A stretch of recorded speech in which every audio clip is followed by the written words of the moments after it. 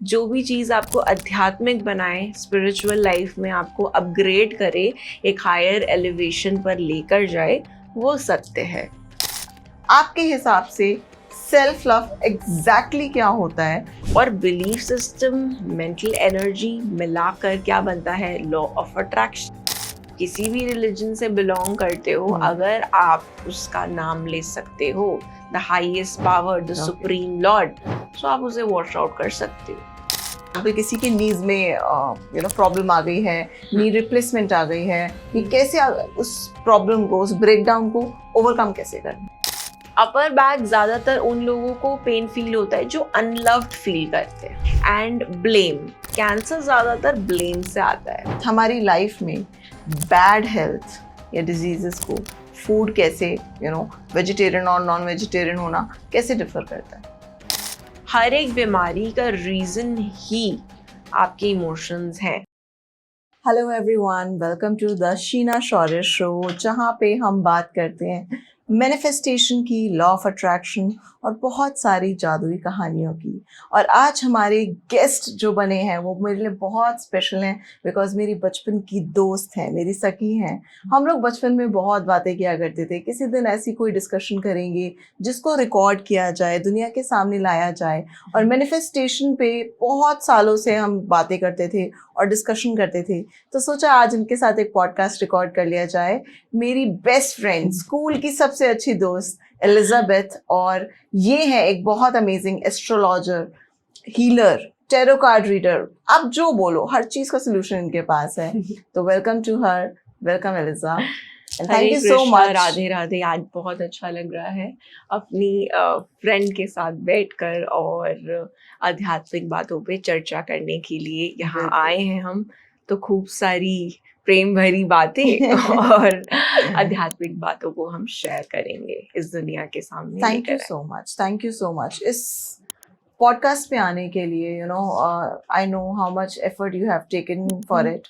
ये मेरे लिए बहुत स्पेशल है, क्योंकि वैसे तो दोस्ती में थैंक यू और सॉरी बोलते नहीं है, लेकिन I am still so very much grateful to you कि तुम आई, तुमने टाइम निकाला इस चीज के लिए, क्योंकि दुनिया को जागरूक करना बहुत जरूरी है। जी ओके, तुम्हें भी दिल से थैंक्स। तो वैसे तो देखो, मैं बहुत ब्लंटली तुम्हें बताऊंगी कि मैं हमेशा बोलती हूँ कि मैनिफेस्टेशन के वर्ल्ड में एस्ट्रोलॉजर्स, पंडित, हीलर्स है ना, टैरो कार्ड रीडर्स, इनके पास मत जाओ। लेकिन इसके पीछे एक बहुत बड़ा रीजन है ना, बहुत सारे लोग गुमराह हो जाते हैं, गलत डायरेक्शन में चले जाते हैं, उनके सबकॉन्शियस माइंड में गलत इंफॉर्मेशन चली जाती है। तो इस कंट्रोवर्सी को क्रॉस वेरीफाई करने के लिए मैंने आपको इनवाइट किया है कि कैसे मैनिफेस्टेशन को इस डायरेक्शन में भी यूज किया जा सकता है, और कैसे इस डायरेक्शन में हम मैनिफेस्ट करके एस्ट्रोलॉजी के वे में सही डायरेक्शन में कैसे पहुंच सकते हैं। सो मेरा सबसे पहला क्वेश्चन आपसे ये रहेगा कि what is manifestation according to you, और भगवत गीता से, बिकॉज तुम कृष्ण भक्त हो, है ना, तो भगवत गीता से हम इसको कैसे रिलेट, क्योंकि लोग कहते हैं ये धर्म नहीं है, ये वेस्टर्नाइज बातें हैं। जी ओके, तो सबसे पहले हम शुरुआत करेंगे इसी टॉपिक से कि एस्ट्रोलॉजी, न्यूमरोलॉजी, टैरो, ये जितनी भी मोडालिटीज़ हैं, क्या ये हमें मुक्त करने के लिए है या बांधने के लिए है ना। तो मैं ये मानती हूँ कि जो भी गाइडेंस टीचर है आपका, जो भी एस्ट्रोलॉजर है, जो भी टैरो रीडर है, अगर आपको वो ऐसे पाथ में डाले जहाँ पर आपको एक करना चाहता हो डिवाइन के साथ, तो वो एक्सीलेंट है। जहाँ पे आपको वो सिर्फ रिचुअल्स में डाल रहा है या आपको डरा रहा है या फियर ऑफ गॉड बहुत ज़्यादा क्रिएट कर रहा है, करेक्ट, तो उसे मैं सही नहीं मानूंगी। क्योंकि जो भी चीज़ आपको आध्यात्मिक बनाए, स्पिरिचुअल लाइफ में आपको अपग्रेड करे, एक हायर एलिवेशन पर लेकर जाए, वो सत्य है। जो सारी चीज़ें आपको बंधन क्रिएट करे, वो आपके लिए है ही नहीं, है ना। और जब आप डिवोशन में आते हो, भक्ति की बात करें, तो उसका पर्पस ही यही है कि हम फ्री होना चाहते हैं, करेक्ट, है ना। हम ऑलरेडी बहुत भरे हुए हैं बहुत सारी चीज़ों से, काफ़ी जन्म जन्म से लेकर घूम रहे हैं। तो उसका पर्पस क्या है? रियलाइजेशन, कि हमें उससे फ्री होना है एंड एक होना है, बिल्कुल उस रोशनी से एक होना है। तो हमारा पर्पस यही होना चाहिए। जहाँ ये पर्पस नहीं है तो हाँ, आप गुमराह हो रहे हैं। ओके दूसरा, मैनिफेस्टेशन की बात करते हैं। तो ये बात बिल्कुल सच है कि ये जो मैनिफेस्टेशन वर्ड है ये एक न्यू फैंसी वर्ड है, बट एक्चुअली कृष्ण भगवान काफ़ी पहले गीता द्वारा ही इसको बता गए हैं, क्योंकि गीता में ही law of attraction and manifestation का पूरा नॉलेज है, और वहीं से ही हमारी सारी आगे की किताबें the secret, law of attraction बनी हैं, बिल्कुल क्योंकि हमारा प्योर नॉलेज वहीं से ही आया है। सो मैनिफेस्टेशन मेरे लिए क्या है, कोई भी ऐसी डिज़ायर जिसे आप फुलफिल करना चाहते हैं और वो फुलफिल हो जाती है। आपने मन में एक इच्छा रखी और वो पूर्ण हो गई, तो वो उसको हम कहते हैं वाओ, हम मैनिफेस्ट कर चुके हैं। बिल्कुल लेकिन दो तरीके हैं इसके। एक तरफ तो मैनिफेस्टेशन में हम बोलते हैं कुछ डिज़ायर्स जिसे हम पूरा करना चाहते हैं, और दूसरी तरफ कुछ ऐसी डिज़ायर्स जो अपने आप फुलफिल हो जाती है, आपने कभी सोचा ही नहीं उसके बारे में। बिल्कुल तो वहाँ पर हमको सोचना चाहिए ये कैसे होता है। क्या हर बारी हमें मांगना पड़ता है? नहीं मांगना पड़ता, है ना? हर बारी नहीं मांगना पड़ता, हर बारी नहीं पूछना पड़ता। सो समवेयर वी रियलाइज कि ये एक सुप्रीम पावर है हमारे पीछे जो वर्क कर रही है, ओके राइट? एंड उसको हम डिवाइन कह सकते हैं, सुप्रीम डिवाइन पावर कह सकते हैं, यूनिवर्स कह सकते हैं। हम अपने शब्दों में उसको अपने ठाकुर जी का ही नाम देते हैं कि he is the supreme Lord, and वही सब कुछ हमें देने के लिए सामर्थ है, बिल्कुल एंड वही हमें गाइड करते हैं। सो दोनों तरीके की बातें हैं कि एक मैनिफेस्टेशन हमने रखी, पूछा और हमें मिला, और एक हमने पूछा ही नहीं, वो भी हमारी पूर्ण हो गई। ओके सो दोनों ही मैनिफेस्टेशन है। और जब हम बात करते हैं मैनिफेस्टेशन की, तो सबसे ज़्यादा बात की जाती है हमारा बिलीफ सिस्टम, ओके हमारी मेंटल एनर्जी, और बिलीफ सिस्टम, मेंटल एनर्जी मिलाकर क्या बनता है? Law of attraction. करेक्ट जो हम हैं एक्चुअली वो हम अट्रैक्ट करते हैं, बिल्कुल है ना? बिल्कुल वी सही। Attract what we are. तो वही है कि क्या हम जानते हैं अपने आप को कि हम कौन हैं? इतना टाइम नहीं है ना किसी के पास जानने के लिए। तो वही है कि जब हमने कभी समय निकाला ही नहीं अपने लिए, और कितने लाइफ टाइम से हम इसी सर्कल में घूमे जा रहे हैं, बिल्कुल पता नहीं अब भी निकाल पाएंगे कि नहीं निकाल पाएंगे। सो क्वेश्चन यही आता है कि अगर हम नहीं जानते अपने आप को तो क्या हम जान पाएंगे, और क्या वो टूल्स हैं अपने आप को जानने के एंड अपने प्रभु को सरेंडर करने के, है ना? करेक्ट तो हमने नेक्स्ट बात किया भगवत गीता से हम कैसे कनेक्ट कर सकते हैं, और बिल्कुल। मैंने बताया कि वहीं से ही ये सारी नॉलेज आई है।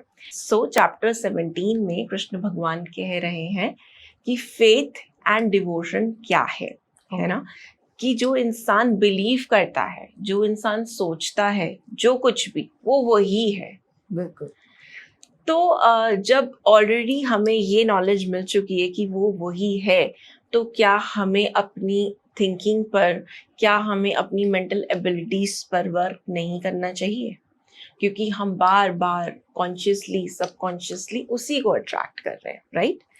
एंड देन नेक्स्ट हम बात करते हैं चैप्टर 2 में, जहाँ पर भगवान बात कर रहे हैं action without attachment. Okay okay, ये तो हम बचपन से सुनते आ रहे हैं कि कर्म करो, फल की फल की चिंता ना चिंता मत करो, करो। है ना? Yes, ये yes. तो हमारे अंदर वेरी फेमस बिठाया गया है। सो ये क्या है कि एक्शंस हम करते जा रहे हैं, मतलब we are creating karmas, and उसके रिजल्ट पे हमें फोकस करना नहीं है। बट क्या ये ऐसा हो पाता है? मुझे ऐसा लगता है आज के टाइम पे रिजल्ट के लिए ही पहले लोग काम करते हैं। करेक्ट कि अच्छा ये करने से क्या होगा है ना? सो सबको एक कोई रिवॉर्ड चाहिए, वरना कोई इंसान कुछ करना ही नहीं चाहता। तो यहाँ पे स्वार्थ है। हर एक कर्म जो हम करते हैं उसमें हमारा स्वार्थ होता है। बिल्कुल सो अटैच तो हम हो ही गए। तो कहीं ना कहीं इस नॉलेज को हम आज तक नहीं ले पा रहे हैं कि वो अटैचमेंट नहीं रखना, बस अपना काम करो, फोकस करो। दिल से करो एंड जितना 100% दे सकते हो दो, बट उसके रिजल्ट पे फोकस मत करो। एंड हम चैप्टर 6 में बात करते हैं ध्यान योगा की, कि अगर हम अपने माइंड को, कृष्ण भगवान कह रहे हैं चैप्टर 6 में ध्यान योगा में, कि अगर हम अपने माइंड को बैलेंस कर सकते हैं किसी टूल से, लाइक मेडिटेशन हो गया, ध्यान है हमारा, जप हो गया, उनका नाम जप हो गया, और काफ़ी अलग अलग टूल्स जो हमें मिले हैं, तो अगर हम उस पर फोकस करते हैं तो हम अपने माइंड को बैलेंस कर सकते हैं। एंड वो ये भी कहते हैं कि जिसने अपने माइंड पर कंट्रोल पा लिया वो विनर है, वो जीत गया, और जो नहीं पा सकता इसको, तो कहीं ना कहीं वो डिसबैलेंस्ड है, कहीं ना कहीं वो आज भी कंफ्यूजन में जी रहा है। तो ये सारी जो नॉलेज है, एंड काफ़ी सारी, बहुत सारे ऐसे वर्सेस हैं जहाँ पर Gita law of attraction and manifestation की बात कर रहा है, और उसमें टूल्स भी दिए गए कि हमें एक्चुअल में मैनिफेस्ट कैसे करना है। और दूसरा सबसे बड़ी बात कि हम किस चीज़ के मैनिफेस्टेशन है ना, हम कहाँ से आए हैं, we are also manifested by the supreme lord. So जिसका भी आप उन्हें नाम दे, हम भी उसी सोर्स से आए हैं। सो काफी लोग ये भी सोचते हैं कि हम भी उनकी मैनिफेस्टेशन है। अगर इस नॉलेज पे हम थोड़ा वर्क कर पाए तो हम उस भाव को ग्रहण कर पाएंगे कि जो वो है वो हम हैं, it is same, it is coming from the same source. और कुछ लोग अलग अलग भाव में उनको पूजते हैं या प्रेम भाव रखते हैं, कोई मदर के फॉर्म में, फादर के फॉर्म में, कोई सिस्टर के फॉर्म में। So these are all his manifestations. जैसे आप उनको मानोगे वो उसी फॉर्म में आपकी लाइफ में मैनिफेस्ट हो जाएंगे। करेक्ट, वेरी नाइस, बहुत ब्यूटीफुली आपने समझाया इस चीज़ को कि कैसे भगवत गीता भी लॉ ऑफ अट्रैक्शन की बात करती है, मैनिफेस्टेशन की बात करती है, कि जो हम हैं वही हम अपनी लाइफ में अट्रैक्ट करते हैं और वैसे ही हमें रिजल्ट्स मिलते हैं। तो मेरा नेक्स्ट क्वेश्चन आपसे ये होगा, व्हाट इज कर्मा? क्योंकि कर्म बहुत इंपॉर्टेंट है। लोग कहते हैं अच्छा आजकल कोई कुछ भी डीड कर रहा है, कोई किसी के साथ मर्डर हो रहा है ना, क्राइम हो रहा है, क्राइम बढ़ता भी बहुत ज्यादा जा रहा है। तो कर्म पहली बात तो क्या होता है, और दूसरा क्वेश्चन मेरा आपसे इसी के रिलेशन में ये होगा कि कर्म को आप कैसे अपने पास्ट लाइफ से, जैसे फॉर एग्जाम्पल एक बच्चा है ना, वो किसी बेगर के घर में पैदा हुआ है, तो उसने ऐसा क्या किया कि वो एक बेगर के घर में पैदा हो गया, और वहीं पे दूसरी तरफ एक बच्चा है जो बहुत लग्जरियस हाउस में, रिच फैमिली में पैदा हुआ है। तो ये मतलब कर्मा इसमें कैसे अफेक्ट करता है? ओके, तो कर्मा बहुत ही ब्यूटीफुल सवाल पूछा है, क्योंकि इस कंफ्यूजन में काफ़ी लाइफ टाइम्स लोगों की निकल जाती है कि हमने ऐसा क्या किया था कि हमें ऐसा मिला, या फिर हम क्यों कोई पर्टिकुलर एक्शन नहीं ले पाए, right? So according to me, karma is any action जिसका कुछ ना कुछ रिएक्शन जरूर है। You can say Newton's law, है ना, every action have equal reaction. Exactly. So कुछ ना कुछ जो भी हम कुछ क्रिएट करें उसका कुछ कॉन्सिक्वेंस हमें फेस करना पड़ेगा, और वो डेली लाइफ में हम देख पाते हैं कि ओके ऐसा किया था तो ऐसा हुआ। बट सो कर्मा थ्योरी जो है वो डिफरेंट स्पिरिचुअल प्रैक्टिसेस में बताई गई है, डिफरेंट स्पिरिचुअल रिलीजियस उसमें कॉन्टेक्स्ट में, लाइक बुद्धिज्म, जैनिज्म, हिंदुइज्म, ये कर्मा थ्योरी पे बिलीव करते हैं, also Sikhism. So what is Karma theory? कहाँ से ये आ रहा है ना, कि हम ये सोचते हैं कि ओ क्या हम एक बस कुछ न्यू इस अर्थ पर आ गए, या फिर हम कुछ एक्यूमुलेशन है पास्ट चीज़ों की, बैगेज की। सो कहीं ना कहीं रियलाइजेशन तो इस लाइफ टाइम में होता रहता है हमें, but we ignore such topics कि छोड़ो छोड़ो, आवाज तो आती है जी, कि छोड़ो इसका क्या करना, राइट? क्योंकि ये बहुत ही डीप इंट्रोस्पेक्शन के टॉपिक्स हैं। बट यस, कर्मा थ्योरी जो बात करता है, तो 3 तरह के कर्मास होते हैं, जिसका पहला है दैट इज द संचित कर्मा। संचित कर्म मीन्स जो हम अपनी पास्ट लाइफ टाइम में हमने जो भी एक्शन एंड डीड्स क्रिएट करे हैं, उसका जो हमें फल मिलना चाहिए था वो शायद उस लाइफ टाइम में नहीं मिल पाया, क्योंकि हमारी जो लाइफ स्पैन है वो इतनी बड़ी नहीं होती। तो 50-60 ईयर्स जिए, 80 ईयर्स तक जिए, एंड नेक्स्ट लाइफ में वो हम कैरी फॉरवर्ड करके आते, तो हमारे सारे संचित कर्म हो गए। देन हम बात करते हैं क्रियामान की, जो हमने प्रेजेंट लाइफ टाइम में क्रिएट करे हैं। गुड बैड, उसका क्या रिजल्ट होगा we don't know. Third is प्रारब्ध। प्रारब्ध की ही सारी कहानी है, जो हम अपना डेस्टिनी, भाग्य लेकर आए हैं। एंड मैक्सिमम परसेंटेज हमारी लाइफ टाइम में है इज अबाउट डेस्टिनी, कि हम क्या लेकर आए। ये कहीं लिखा नहीं है। सो बहुत लोग बोलते हैं ओके, एक एस्ट्रोलॉजर, न्यूमरोलॉजिस्ट या कोई भी ज्योतिष इसके बारे में बता सकता है कि आप क्या भाग्य लेके आए। ओके, थोड़ा बहुत आपको स्क्रिप्ट्स बता सकता है कि ये आपका पार्ट्स एंड पास्ट लाइफ कार्मिक चैप्टर थोड़ा सा आपको हिंट दे सकता है। बट कोई भी 100% ये नहीं बता सकता कि आप क्या भाग्य लेके आए हैं। वो तो हमको जीना ही पड़ता है। करेक्ट, ठीक है। सो प्रारब्ध की सारी स्टोरी है, जो भी हमारी लाइफ टाइम में होता है, गुड बैड, हम हमेशा यही बोलते हैं कि ये हमारे प्रारब्ध कट रहे हैं। ओके, जो हम लेकर आए हैं, और प्रारब्ध की वजह से ये कर्मास हमारे साथ हो रहा है ऐसा। तो जब हमें पता है कि ओके, हम एक प्रारब्ध के साथ आए हैं, अब क्वेश्चन यहाँ लाई करता है कि फिर क्या मैनिफेस्टेशन वर्क करता है इस पे? बिल्कुल, है ना। मेरा नेक्स्ट क्वेश्चन यही आने वाला था।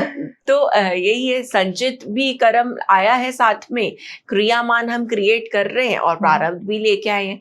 बट इन सबके बीच में हमारे को प्रभु ने एक पावर दी है फ्री विल की। ओके, है ना। यस, लाइक प्रारब्ध अगर हमारा 60% है कि एक भाग्य लेकर आए, आपने जैसे बताया कि बेगर की फैमिली में पैदा हुआ या किंग की फैमिली में पैदा हुआ, सो वो उसके पास कर्मस थे जो उसने एक्यूमुलेट किए थे, और वो उसको एंजॉय कर रहा है या सफर कर रहा है।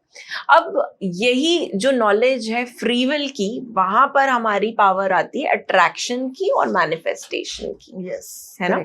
सो उस फ्री विल में हम कुछ भी क्रिएट कर सकते हैं, बट क्या उसकी कोई लिमिट्स होंगी? That is the question. Limits ये होगी कि आप अपने माइंड को कितने लेवल पे एलिवेट कर सकते हैं, कितने अपने आप को आप प्यूरिफाई कर सकते हैं। अगर आप डिवाइन से जुड़े हैं, आप हाईली एलिवेट होने की कोशिश कर रहे हैं, तो आप डेफिनेटली एक हायर वाइब्रेशन पे रहेंगे। बिल्कुल, है ना। सो प्रारब्ध तो तब भी काम करेगा, क्योंकि आपने बहुत सुना होगा कि अच्छा, आप तो बहुत पूजा पाठ करते हैं या फिर आप बहुत नाम जप करते हैं, फिर भी आपकी लाइफ में इतनी सफरिंग्स क्यों है? करेक्ट। तो कहीं पे ये नहीं लिखा हुआ कि आप अगर डिवाइन से कनेक्ट हो गए तो आप प्रॉब्लम से मुक्त हो जाएंगे। ऐसा तो तभी होगा जब आप यहाँ से चले जाएंगे, है ना। इस सर्कल से जब आप निकल जाएंगे लाइफ एंड डेथ की, तभी आपकी प्रॉब्लम्स खत्म हो सकती है। सो ऐसा होता है, जब हम डिवाइन से जुड़ते हैं तो हमारा प्यूरिफिकेशन शुरू हो जाता है।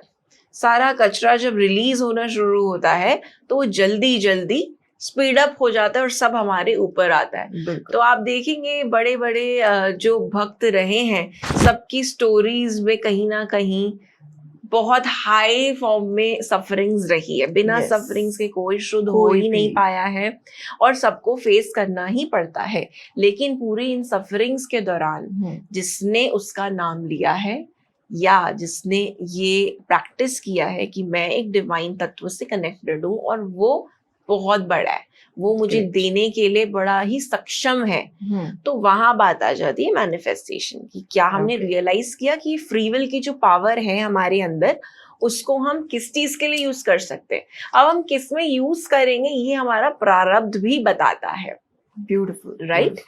कि आप अपने सेल्फ मटेरियल गोल्स के लिए यूज कर रहे हैं या फिर आप अपनी स्पिरिचुअल लाइफ में ग्रो करने के लिए और उस रोशनी से एक होने के लिए कर रहे हैं, उस पर डिपेंड करता है ये।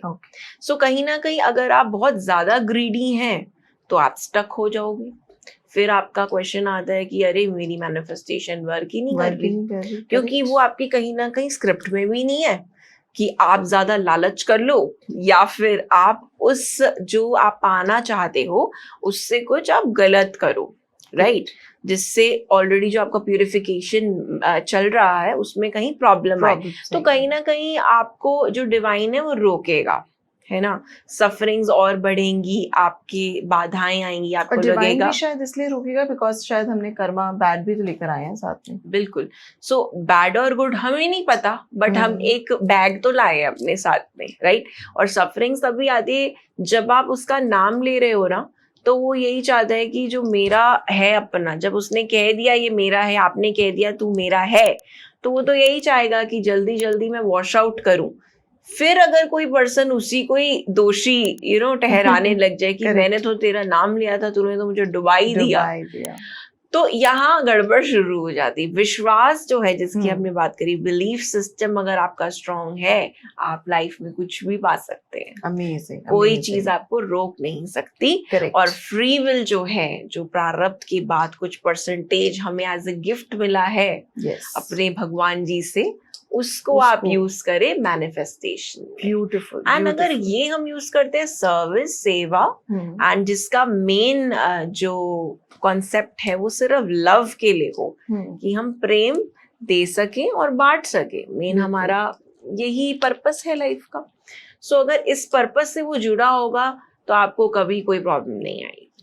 सेकंड इज क्रियामान कर्म। क्रियामान मीन्स कि इस पर्टिकुलर लाइफ टाइम में जो हम कर्मास क्रिएट कर रहे हैं, ठीक है, अब वो भी गुड बैड हमें नहीं पता, बट हम बस करते जा रहे हैं, बिकॉज डेली लाइफ में हम करते ही हैं, एक्शंस तो हम कर ही रहे हैं, राइट, बिना सोचे में भी कि क्या इसका रिजल्ट होगा, बट हम करते हैं। थर्ड इज प्रारब्ध। अब प्रारब्ध की ही सारी कहानी है। प्रारब्ध मीन्स आवर डेस्टिनी, ठीक है, कि कोई पर्सन अगर ऐसा है तो ऐसा क्यों है। अगर कोई पर्सन बेगर की फैमिली में पैदा हुआ है, कोई राजा के परिवार में पैदा हुआ है, तो उसके प्रारब्ध हैं। मतलब कि there is a connection of क्रियामान कर्म, सकाम कर्म एंड द प्रारब्ध that we are carrying. Okay, amazing, बहुत ब्यूटीफुल। आपने मतलब इतने परफेक्टली समझाया ना कि लॉ ऑफ अट्रैक्शन को आप स्पिरिचुअली कैसे समझ सकते हो, क्योंकि कहीं ना कहीं हमारे शास्त्रों से ही डिराइव हुआ है ना। अभी वेस्टर्नाइज बातें इसलिए नहीं बिकॉज इजी टू अंडरस्टैंड है, कि जो एक लेमैन समझ पाए कि हम चार अगर फ्रेंड्स बैठी हैं, अच्छा तुझे कुछ मैनिफेस्ट करना है लाइफ में, चल आज से हम ग्रैटिट्यूड्स भी लिखेंगे, आज से हम जो हमारी लाइफ में है उसके लिए बहुत थैंकफुल फील करेंगे, एंड एफर्मेशंस भी लिखेंगे। तो ये वर्ड्स लोगों को समझ में आते हैं। अभी हम बोले कि नहीं, अब डिवाइन से कनेक्ट हो जाओ और उनका नाम लेना शुरू हो जाओ और फिर उनसे मांगो, जबकि होता यही है, मंदिर में आप जाके क्या करते हो, मांगते है ना। सो वहां भी वो मैनिफेस्टेशन ही चल रहा है। एक God is in front of you in some form, जो उनकी खुद की मैनिफेस्टेशन है, उनको हम देख रहे हैं, दर्शन कर रहे हैं, दैट इज ऑल्सो मैनिफेस्टेशन, कि हम इतनी दूर दूर से जाके उनके दर्शन करके कुछ मांगी तो रहे हैं। बड़े कम लोग होंगे जो उसको धन्यवाद कहने जाते होंगे, करेक्ट है ना। So basically you are saying that कि जो भी बैगेज हम पिछले पास्ट लाइफ से लेकर आए हैं, या जो भी इस लाइफ टाइम में हम कर्मास क्रिएट कर रहे हैं, उनको हम वॉश ऑफ कर सकते हैं ग्रैटिट्यूड से। बिल्कुल, अगर हम थैंकफुल होंगे जी तो it will work out, right. Yes, that is one aspect of it.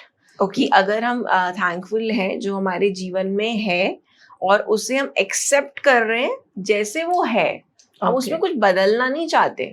हम ये नहीं कह रहे कि हम इसे एक्सेप्ट भी कर रहे हैं, हम थैंकफुल है, लेकिन अगर आप इसे थोड़ा ऐसे कर देते तो हमें और अच्छा लगता है ना। तो वहां पे वर्क नहीं करता। एक्सेप्टेंस इज द की, कि जो आपको लाइफ में जैसा मिला है वो आप एक्सेप्ट करके फिर थैंक यू बोले। मतलब कि सैटिस्फैक्शन, आपका सैटिस्फैक्शन लेवल कितना है, आप कितने संतुष्ट है अपने जीवन से, या फिर आप बस लटके हुए हैं कि हमें ये भी मिल जाए, ये भी मिल जाए, ये भी मिल जाए, राइट। सो कितने आप सैटिस्फाइड हैं वो बताता है कि एक पर्सन हैप्पी कितना है। और दूसरा ये भी कि आपने बताया कि वॉश आउट होते हैं।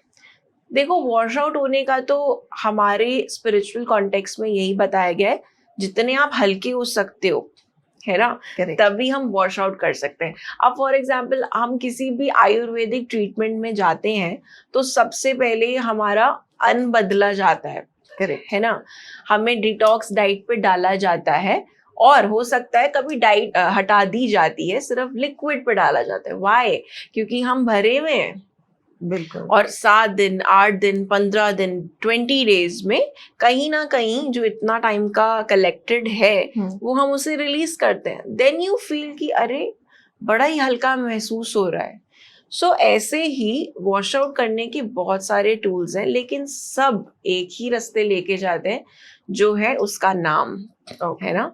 आप किसी भी रिलीजन से बिलोंग करते हो, अगर आप उसका नाम ले सकते हो, the highest power, the Okay. Supreme lord, so आप उसे वॉश आउट कर सकते हो. बहुत ब्यूटीफुल, मतलब फिर हमारे रिएक्शंस कम हो सकते. Basically, अब आपने कर्मा के बारे में तो हमें बहुत अच्छी इन्फॉर्मेशन दे दी है ना. पास्ट लाइफ से भी लेके आते हैं, इस लाइफ में भी क्रिएट करते हैं बहुत सारे कर्मास, और उनका जो फल होता है वो उन्हीं के हिसाब से हमें मिलता है.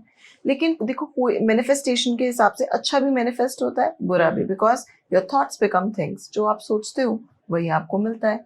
लेकिन कोई भी इंसान अपनी लाइफ में बैड हेल्थ, है ना, बुरी सेहत और डिजीजेस, जस्ट लाइक आप देख रहे हो आज के टाइम पे कैसे कितने ज्यादा कैंसर्स और ट्यूमर्स, ये सब कितना ज्यादा है.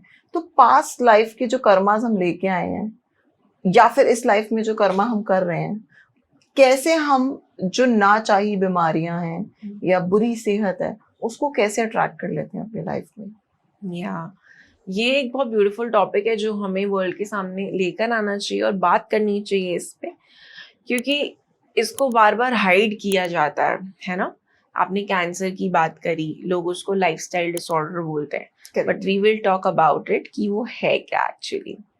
नाउ फिजिकल बॉडी है हमारी एक, एंड उसके बियॉन्ड हमारी एक कैजुअल बॉडी है ना, जिसको हम सूक्ष्म शरीर कहते हैं. Okay.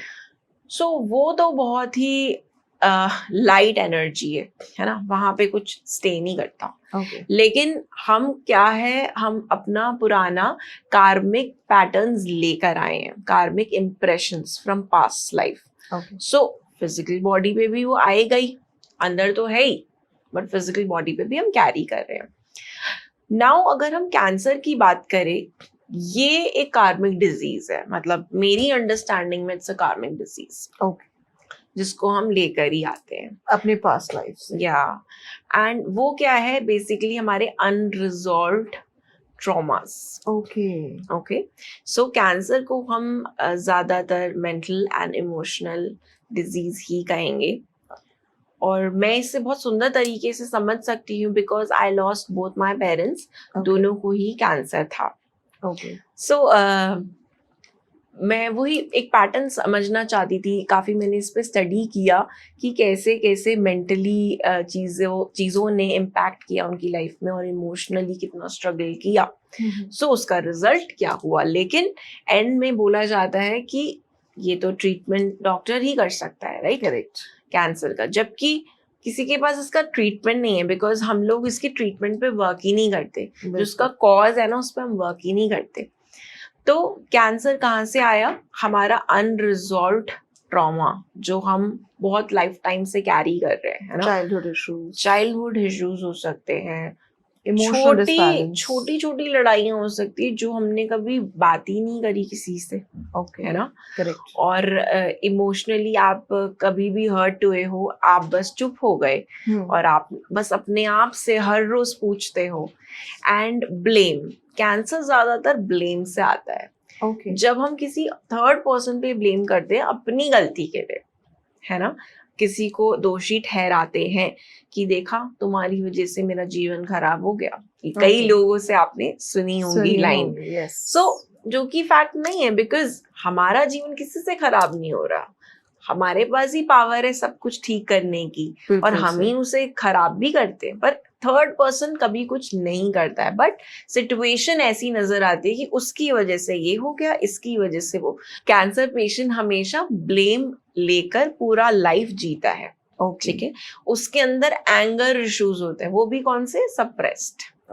पुराने, की उसकी वजह से ऐसा हुआ था, देखा मैं कुछ कर नहीं पाई या कर नहीं पाया. सो ये बहुत कैरी करते हैं अपनी लाइफ टाइम में, एंड एक दिन वो एक जगह एक्यूमुलेट होकर ट्यूमर का फॉर्म ले लेता है या कैंसर का फॉर्म ले लेता है. बिकॉज मैंने बहुत बार नोटिस किया है कि बहुत सारे लोगों को उनका हेल्दी लाइफस्टाइल होता है, डाइट भी बहुत हेल्दी है, no smoke, no alcohol consumption, ठीक है, जिम भी जा रहे हैं, एक्सरसाइज भी कर रहे हैं, और एंड में ये अगर ऐसे रिजल्ट्स आते हैं ना, आजकल छोटी एज में हार्ट अटैक्स आ रहे हैं जी. So you mean to say that कि जो भी हमारे अनरिजॉल्व्ड इमोशंस हैं, उनकी वजह से कुछ बीमारियां, आप ये कहना चाहते हो कि कुछ बीमारियां आती हैं या सभी बीमारियां आती हैं?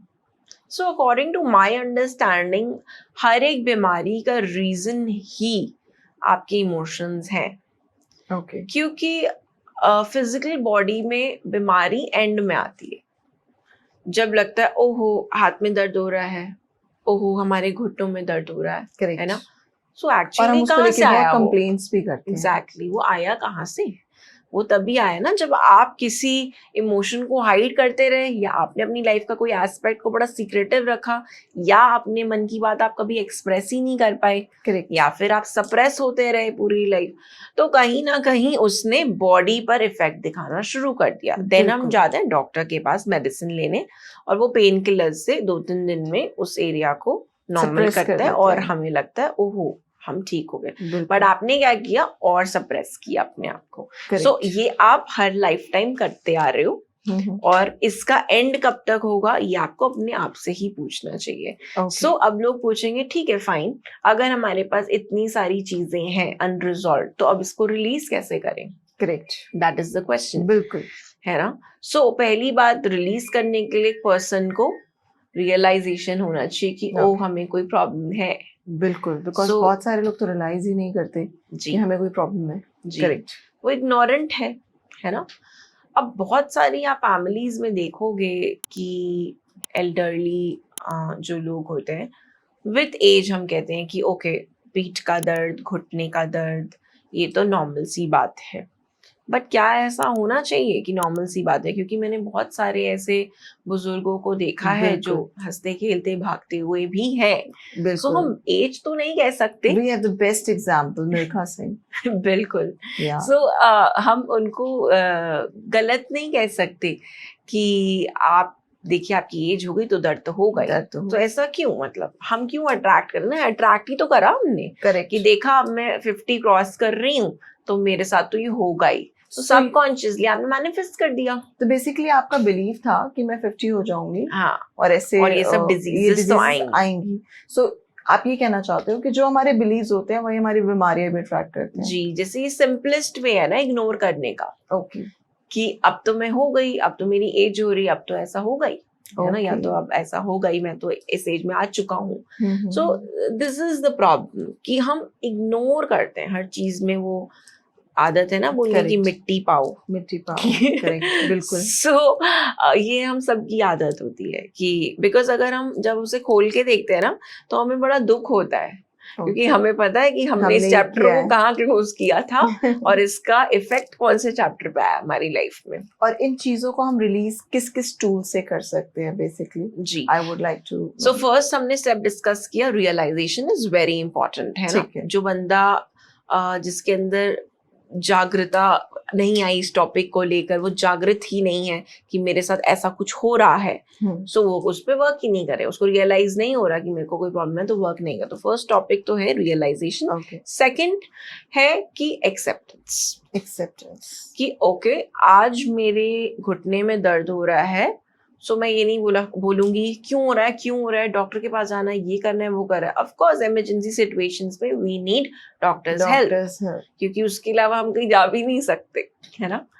तो हमें एक्सेप्ट करना, ओके मेरे इस पार्ट में पेन हो रहा है, ओके मैं इसको बहुत अच्छे से एक्सेप्ट कर रही हूँ, and I am giving love to that area, हाथ में, पीठ में, जहां भी दर्द हो रहा है, तो मैंने उसको एक्सेप्ट किया। इट्स लाइक अ किड, आपका बच्चा आपके पास रोता हुआ आ रहा है, तो आप उसे गले से लगा के प्यार ही तो करोगे, करेक्ट, या ये बोलोगे जाइए उधर?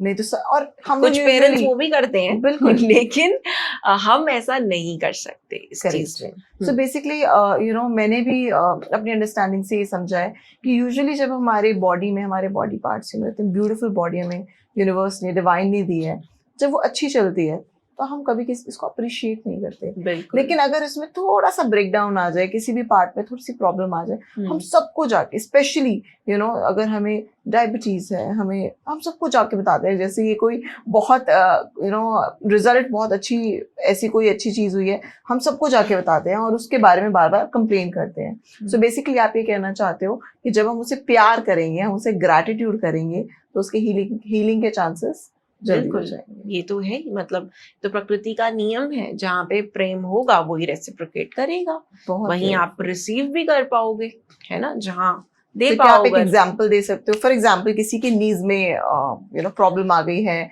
नी रिप्लेसमेंट आ गई है, आई होप आई थिंक मेरे हाँ। मुंह से यूनिवर्स बुलवा भी शायद इसलिए रहा है कि ये वीडियो जो देखने वाले हैं उनके नीज में अगर कोई भी प्रॉब्लम हो, अगर आपको कोई प्रॉब्लम तो प्लीज कमेंट करना और एलिजा मैम आपको बताएंगी कैसे आप उसे हील कर सकते हो। तो एग्जाम्पल बता दो आप एक कि कैसे उस प्रॉब्लम को, उस ब्रेकडाउन को ओवरकम कैसे करना है। जी, ओके, सो ये बड़ी इंपॉर्टेंट डिस्कशन है, बिकॉज बहुत लोग इस चीज से सफर कर रहे हैं, है ना। और ज्यादातर हम फीमेल्स में देखते हैं, एल्डरली फीमेल्स में नी का इशू है। बिल्कुल। सो आप सबसे पहले नोट करेंगे जिसके भी घुटने में दर्द होगा ना, वो पर्सन कहीं ना कहीं बड़ा स्टबर्न होगा अपनी लाइफ में। ओके। ठीक है, उसके अंदर एक थोड़ी सी ईगो और प्राइड का भी प्रॉब्लम रहेगा कि मैं जैसी हूं या जैसा हूं मैं परफेक्ट हूँ। ठीक है, मुझे बदलने की जरूरत ही नहीं है क्योंकि मैं तो बहुत अच्छा हूँ। और एक और आप चीज देखोगे, कभी आप नोट करना, जिनको भी ये पेन होता है, ये लोग कभी अपनी ना जगह नहीं बदलते। जहां वो सोते हैं ना बेड पे, वो उसी डायरेक्शन पे सोएंगे।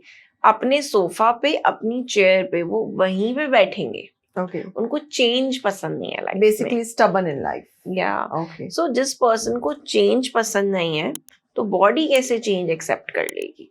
Beautiful. ठीक है, सो चेंज बॉडी चाहती है।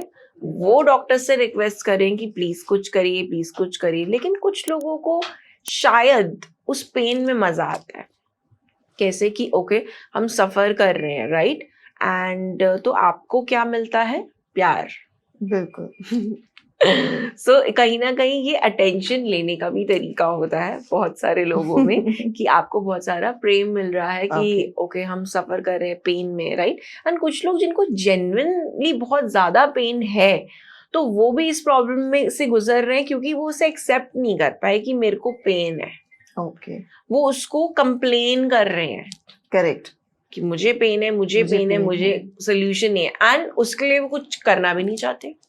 आप 100 रेमेडीज दे दो उन्हें, वो एक नहीं करेंगे। बिल्कुल। और उसके बाद वो कंप्लेन्स भी करते वो हैं। कंप्लेन करना चाहते हैं, उसमें वो हैप्पी फील करते हैं, है ना। ओके। सो उनकी हैप्पीनेस बड़ी छोटी है। कंप्लेन किया, थोड़ा लव एंड पैम्पर मिल गया फैमिली मेंबर से, दे आर हैप्पी। बेशक शायद पेन भी ठीक हो गया हो, बिकॉज प्रेम मिल गया ना। सो हमको क्या करना है, इसका सोल्यूशन ये, एक्सेप्ट व्हाट यू हैव। आप पेन को एक्सेप्ट करिए एंड जॉयफुली अपनी लाइफ में चेंज लेकर आइए। ओके। अगर आप यहाँ से ए पॉइंट से बी पॉइंट तक चलते हैं, तो आप ए से अब सी पे चलना शुरू करिए। ये छोटी छोटी टेक्निक्स हैं जो आप घर पे कर सकते हो। जहां आप बैठते हो डेली, वहां मत बैठिए, आप उठ के कहीं और बैठना शुरू कर दीजिए। बेड का साइड आप अपना चेंज कर दीजिए। ऑल्सो आप बेड पे रेड कलर की बेडशीट यूज करें, जिससे कि आपका रूट चक्र एक्टिवेट होता है। वो आपको स्ट्रेंथ देता है। तो ऐसे पावर मिलने से आपके अंदर काफी चेंजेस आते हैं। सो हमारा मेन मंत्र होना चाहिए नी प्रॉब्लम के लिए कि we are ready to accept the change. Okay. ठीक है, और कैसे? जॉयफुली। कंप्लेन तो इनको छोड़नी ही पड़ेगी। अब इसमें मैं कैसे प्यार कैसे करना है? आप अभी इतनी सारी प्यारी प्यारी बातें कर रहे थे, हम प्यार कैसे करेंगे? चाहे वो नीज हो या चाहे वो हमारा कोई भी बॉडी पार्ट हो, कैसे हम उसे प्यार जताएं कि वो ठीक हो जाए और हमारी वो जो प्रॉब्लम है वो सॉल्व हो जाए। या इस पे मैं एक बहुत छोटी सी एक बात रियल लाइफ की शेयर करना चाहूंगी। तो ये एक मदर इन लॉ और एक डॉटर इन लॉ के बीच में कुछ चल रहा था, जैसे हर घर में चलता है। तो वहां पर जो डॉटर इन लॉ थी, वो अब अपनी 50s एंड 55 की एज में आ चुकी थी एंड थोड़ा बहुत उनको नी प्रॉब्लम स्टार्ट हो गया था। तो क्या करती, वो डॉक्टर के पास जाती रेगुलर बेसिस पे, पर कोई उनको रिजल्ट नहीं मिल पा रहा था। फिजियोथेरेपिस्ट बहुत सारे चेंज कर लिए, तभी भी कोई रिजल्ट नहीं मिल रहा। एंड अच्छे ट्रीटमेंट्स करा लिए, तभी भी कोई रिजल्ट नहीं मिला टॉप डॉक्टर्स से। सो एक दिन एक डॉक्टर मिली एंड वो थोड़ी सी कनेक्टेड थी स्पिरिचुअली भी। सो उन्होंने ये पूछा कि आपके घर में किसी को नी प्रॉब्लम है? तो उन्होंने बताया कि मेरी मदर इन लॉ को है और बहुत सालों से है उनको, मतलब आज तक वो ठीक भी नहीं हो पाया। तो उन्होंने कहा ठीक है। फिर उन्होंने बोला अच्छा, तो आपका रिलेशनशिप उनके साथ कैसा है? तो उन्होंने बताया कि ठीक है, पर्सनल चीज़ें तो लोग नहीं शेयर करते, बट बातों से ये पता चला कि हर लाइन में वो उनको कोस रही थी, ओके है ना, हर लाइन में वो उनकी कंप्लेन कर रही थी, एंड हर बात पे यही निकलते आ रहा था कि इतने ईयर्स से वो बेड पर थी, उनकी सेवा करती आई वो, तो उनके मन में ना सिर्फ कंप्लेन थी ओके कि जब से मेरी मैरिज हुई है इस घर में, मैं बस उनकी सेवा ही कर रही हूँ, और उनकी नी प्रॉब्लम की वजह से मैं उस चीज को सफर कर रही हूँ, हाँ, and suddenly when she is 50-55 की एज में आती है तो सेम चीज वो सफर कर रही है. So okay now here is the answer. या डॉक्टर ने कहा कि एक काम करना, आप आज घर वापस जाकर ना अपनी मदर इन लॉ को सॉरी कह देना. किस टॉपिक पे? कि पूरी जिंदगी उनको आप कोसते आए कि आपका पैर नहीं चल रहा, आप उठ के शिफ्ट नहीं हो सकते, आप चल नहीं सकते, है ना, तो अंदर ही अंदर कंप्लेंट्स भरे हुए थे. तो उनको लगा ये क्या डॉक्टर है, ना दवाई दे रही है और ना ही कुछ ट्रीटमेंट बता रही है, कह रही है वापस जाके मदर इन लॉ से सॉरी बोलो. मैं तो नहीं बोलूंगी, है ना, क्योंकि उनका एक अपना ईगो क्लैश चल रहा है इतने सालों से. डॉक्टर ने बोला जरूर बोलो आप. एक बार हुआ, दो बार हुआ, तीसरे विजिट में भी डॉक्टर यही बोल रहा है कि नहीं, आप एक बार जाके सॉरी बोलो, हक करो और थोड़ा उन्हें बताओ कि हाउ मच यू लव हर. या सो एक दिन आकर उन्होंने बोला चलो यार, एज अ रेमेडी ही सही, मैं ये कर कर लेती हूँ. अब उन्होंने करा, एंड फिर जब वो जाती हैं माता जी से बोलती हैं कि सॉरी, मैं तो पूरे टाइम आपको कितना बोलती गई ना कि आपका पेन है और मैं आपकी सेवा करती गई. आज मुझे रियलाइज हो रहा है जब मुझे खुद दर्द इतना है कि आपको कितना दर्द होता होगा. वाह सो उन्होंने सॉरी कहा और गले लगाया, तो मदर इन लॉ की भी आंखों में आंसू थे कि ये क्या है, कोई मैजिक सा हो गया है, इसको इसके अंदर ऐसा चेंज कैसे आ गया. ग्रेट तो वहां पे हमारा आंसर लाई करता है कि वो जो अब डॉटर इन लॉ है उसका तो वो बेटर होना शुरू हो गया, क्योंकि वाह नी पेन जो था वो एक्चुअली उसका ego and Complaints. Pride and उसकी कंप्लेंट्स थी जो इतने टाइम से वो मदर इन लॉ के लिए कर रही थी, वाओ है ना. कैन से दैट फोकस ही वहीं था और एग्जैक्टली जहां हमारा फोकस जाता है वो चीज हम अट्रैक्ट कर लेते हैं वही तो, जिसको आप कोसोगे हाँ समझ लो कि आप वो अपनी लाइफ में ट्रैक करने वाले हो. Wow. इसलिए हमारे कृष्ण जी तो कह गए हैं कि निंदा मत करो, है ना, गीता द्वारा वो हमें समझा गए हैं कि निंदा मत करो, लेकिन ये हम सबका फेवरेट काम होता है, बिल्कुल राइट. पर हमें ये नहीं पता कि निंदा करते करते हम क्या अट्रैक्ट कर रहे हैं. हम बिल्कुल डिजीजेस अट्रैक्ट कर रहे हैं, हम सफरिंग्स अट्रैक्ट कर रहे हैं, बैड और रिलेशनशिप्स तुम एक्चुअली उसका प्रारब्ध कट कर रहे हो. जो सामने वाली की आप जितनी निंदा करते हो ना, इट्स एक्सीलेंट, करते रहो. प्रारब्ध को can you please explain a little कि जो आपकी एक्यूमुलेटेड कर्मास है जो आपको इस लाइफ टाइम में भोगने हैं, ओके है ना, गुड बैड एनीथिंग, खासकर हम बोलते हैं कि जो बैड कर्मास का सफरिंग्स हमें भोगना है उसको हम बोलते हैं कि ठीक है ये प्रारब्ध है, हम लेकर आए थे, हमें भोगना ही पड़ेगा. अब आपकी मैं निंदा करती जा रही हूँ, वो माइनस होता जा रहा है ना हमारी स्क्रिप्ट से, क्योंकि किसी ने निंदा करते करते उसकी सफरिंग्स ही काट दी ना. सो इसीलिए क्यों अगर आपका इतना ही बड़ा दुश्मन है तो क्यों ही निंदा कर रहे हैं आप उसकी. आप तो हेल्प कर रहे हैं, थैंक यू, लेकिन आप अपनी एनर्जी खराब कर रहे हैं. ओके ठीक है. तो इसी नीक के बारे में हम बात कर रहे थे कि कैसे हमें बस एक्सेप्ट करना है, जितने लोगों की हमने कंप्लेंट्स करी हैं उनको हमें माफ करना है कि हे प्रभु हमें नॉलेज नहीं थी, हमने समझ लीजिए गलती से या जानबूझकर, जैसे भी, क्योंकि बिना सोचे समझे तो कोई इंसान कुछ करता नहीं है, अनजाने में कुछ कभी होता नहीं है, इंसान बड़ा सोच समझ के काम करता है ना. तो हम बस कह देते हैं कि अनजाने में हुआ. नो, हम सारी कंप्लेंट्स बिल्कुल अच्छे कॉन्शियस स्टेट में बैठ के ही कर रहे होते हैं. बिल्कुल ठीक है. सो कैसे आप इन सब डिजीजेस से फ्री हो सकते हैं? कंप्लेंट्स ना करिए, एक्सेप्ट करिए कि आपको है, और उस बॉडी पार्ट पे आप थोड़ी सी हीलिंग दे सकते हैं अपने ही पाम से. आप थोड़ा रब करिए अपने पाम को, एंड जिसे भी आप मानते हैं उस शक्ति से कनेक्ट करके, आईज क्लोज करके आप डिवाइन को इनवाइट करिए कि हे परमात्मा, आपकी ऊर्जा शक्ति से मैं चाहती हूँ कि मैं 100% हील हो जाऊं और मेरा जो ये लोकल पार्ट है, फॉर एग्जांपल मुझे नीज की हीलिंग करनी है, मैं इस एरिया को 100% हील कर रही हूँ आपकी ऊर्जा शक्ति से। बहुत बहुत धन्यवाद। फिर इस ऊर्जा को आपको फील करना है और इसी को आप, फॉर एग्जांपल आपकी यहाँ पर दर्द है तो आप उसको थोड़ी देर रखिए एंड अपने मन में सोचिए कि आप एक पिंक कलर की लाइट वहाँ पर सेंड कर रहे हैं। ब्यूटीफुल, बहुत और सुंदर। थैंक यू करके परमात्मा को कि आप मुझे हील कर रहे हैं, बहुत बहुत धन्यवाद। और क्या हम उस बॉडी पार्ट को भी थैंक यू बोल सकते हैं? बिल्कुल, आपको डेली ही बोलना चाहिए। हर रोज सुबह उठकर जब आप इस चीज के लिए धन्यवाद करते हैं कि आज हमारी सुबह हो पाई है, तो फिर हमें 5 एलिमेंट्स के साथ साथ अपने बॉडी के भी पार्ट्स को थैंक यू करना चाहिए, क्योंकि ये तो बिल्कुल। हमारी गाड़ी है ना, जिसकी Correct. वजह से हम चल पा रहे हैं। बिल्कुल अपनी कार में तो आप तब पहुंचते जब आप खुद उठ के वहां तक जा पाए, तो उसी बिल्कुल। के लिए आपको थैंकफुल होना है कि क्या दिया है उसने, क्या दिया है, उसकी बहुत हम सुंदर। जितनी तारीफ करें वो कम है।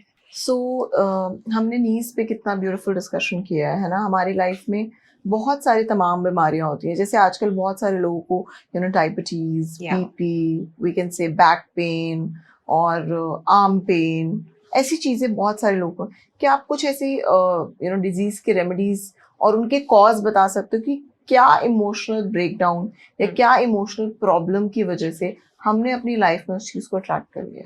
जी, सो हम डायबिटीज की अगर बात करें, सो ये एक डिजीज ऐसा है जब कोई पर्सन बहुत ज्यादा किसी चीज को पाना चाहता है अपनी लाइफ में, है ना, ओके। लॉन्गिंग फॉर समथिंग, उसे पता ही नहीं क्या। और दूसरा, उसकी लाइफ में मिठास की कमी हो, ओके। जो बहुत कठोर हो अपने आप के साथ, है ना, और जिसको लगता हो कि यार सभी इंसान मेरे साथ ऐसे ही क्यों है, जबकि ऐसा नहीं होगा। बट उसका जो माइंड है वो ये कहता है कि कोई मुझसे प्यार करता ही नहीं है, सो तब वो अट्रैक्ट करता है डायबिटीज, है ना। Okay. So longing for something जिसका आपको पता नहीं, Beautiful. एंड स्वीटनेस की कमी होने की वजह से। अभी हमें क्या करना है, ऐसे लोगों को वही जो हमने अभी डिस्कस किया, accept and realize and forgive, also happiness को एक्सपीरियंस करना शुरू कर दें, जॉय Okay. को, Joy को। मिठास को, अपने जीवन की मिठास को जो आप भूल चुके हो उसमें इन्वॉल्व होना शुरू कर दें। हो सकता है कि फैमिली लाइफ से आप डिस्कनेक्ट हो रहे हो, या बिल्कुल। अपनी करियर में इतने ज्यादा स्ट्रेस में Involved. घुसे हुए हो कि आपके पास टाइम ही नहीं है अपने आप को देखने के लिए, प्यार जताने के लिए या खुद से करने के लिए। सो कहीं ना कहीं स्वीट एलिमेंट को अपनी लाइफ में इनवाइट करें। बिल्कुल। सेकंड, हम बैक प्रॉब्लम की बात करते हैं। अब बैक में भी अपर, मिडिल एंड लोअर बैक है ना, 3 अलग अलग बैक्स होते हैं। जगहें हैं जहां पर हम कंप्लेंट डेली सुनते हैं। सो लोअर बैक की अगर बात करें, हमने पहले चक्रास पे काफी डिस्कशन करी है जहां पर रूट चक्रा की बात हुई है। सो Correct. रूट चक्रा हमारा पावर है जहां पर हम फाइनेंशियल फ्रीडम की बात करते हैं। सो लोअर बैक अगर पेन में है तो पर्सन 24 घंटे फियर ऑफ मनी, ओके। 24 घंटे वो सोच रहा है मेरे पैसे कैसे आएंगे, मेरे पैसे कैसे आएंगे, ठीक है, बिल्कुल। उसको इतना डर है। बेशक उसके पास पैसे होंगे एंड बट उसको फियर होगा। डिवाइन हमेशा उसे ब्लेस भी कर रहा होगा with wealth, but always in this fear, कैसे आएंगे, कहाँ से आएंगे, दिस। एंड नेक्स्ट हम बात करते हैं, अब हम मिडिल बैक की बात करते हैं। सो जितने भी लोग गिल्ट में रहते हैं कि अच्छा तब ऐसा होता तो मैं ऐसा कर लेता या बचा लेता या बच जाती, whatever, मेरे साथ ही क्यों हुआ, तो हर तरह की जो गिल्ट एनर्जी है लोगों में स्टक, वो मिडिल बैक में पेन क्रिएट करती है। उसके बाद हम अपर बैक की बात करते हैं। अपर बैक ज्यादातर उन लोगों को पेन फील होता है जो अनलव्ड फील करते हैं, ओके। राइट। सो जिनको प्रेम महसूस ही नहीं होता। हम क्यों, आपने ज्यादातर देखा होगा फ्रोजन शोल्डर यही होता है, बिल्कुल। है ना। बिल्कुल। सो ज्यादातर उन्हीं लोगों को होगा जिनको प्रेम ही महसूस नहीं होता, या फिर बहुत सारे आप कपल्स देखेंगे जहाँ पे इमोशनल इश्यूज होते हैं, राइट। उसमें से कोई एक पार्टनर बहुत ओवर गिविंग होता है और एक पार्टनर एक्सेप्ट नहीं कर पाता क्योंकि उसको रिसीव करने की पावर नहीं होती उसमें कि व्हाट इज लव। करेक्ट। एक पार्टनर दिए जा रहा है, दूसरा पर्सन रिसीव नहीं कर पा रहा, उसका गेट ही क्लोज्ड है ना।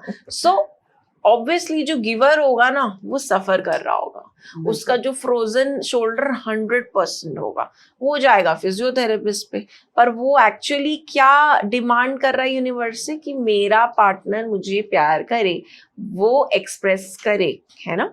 बहुत लोग ये बोलते हैं कि हमें एक्सप्रेस करने की जरूरत नहीं है, प्यार है तो है, बट क्यों? जब प्यार है तो आप जता नहीं सकते, आप आई लव यू कह नहीं सकते, आप अपने जेस्चर्स से बता नहीं सकते, सो प्यार है तो बताना पड़ेगा। अदरवाइज समझना ही होता तो ऐसा तो बहुत कुछ है लाइफ में समझने के लिए। तो लोअर बैक का, मिडिल बैक का एंड अपर बैक, तीनों के अलग अलग इमोशनल इश्यूज है जिस पर हमें वर्क करना है। अब कैसे काम करें? ओके, अब हम ब्लड प्रेशर की बात करते हैं।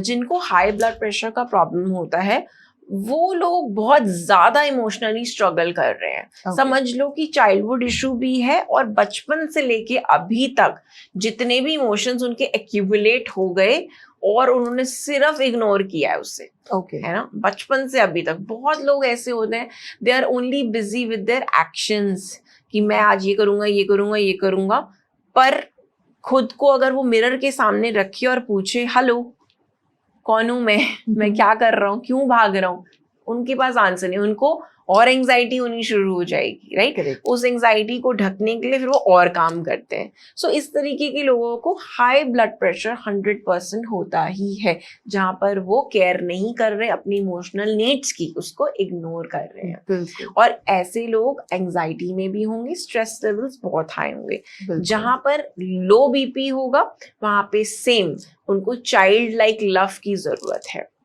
एक बच्चे की तरह प्रेम उनको चाहिए, और जब वो मिलेगा उनका ये सारी चीजें ठीक होनी शुरू हो जाएंगी।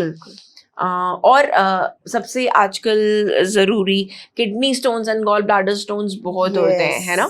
सो इसका इमोशनल रीजन है हमारा सप्रेस्ड एंगर, जो बचपन से अभी तक हमने एंगर कलेक्ट किया है पर हमने कभी बोला ही नहीं, कम्युनिकेट नहीं किया, एक्सप्रेस नहीं किया, या गुस्सा निकाला ही नहीं किसी पे, है ना, चुप ही रहे। तो ऐसी चीजें हमेशा बॉडी में स्टोन्स ही क्रिएट करेंगी। अब हमने इमोशनल मेंटल इश्यूज तो डिस्कस कर ली, इसका सॉल्यूशन क्या है? Same, we need to accept all these problems and also affirmations आप करना शुरू कर दीजिए। ब्यूटीफुल, है ना। हर एक प्रॉब्लम जो हमने बताई है, अब चाइल्ड लाइक इश्यू है, अनलव्ड फील हो रहा है, लिखना शुरू कर दीजिए।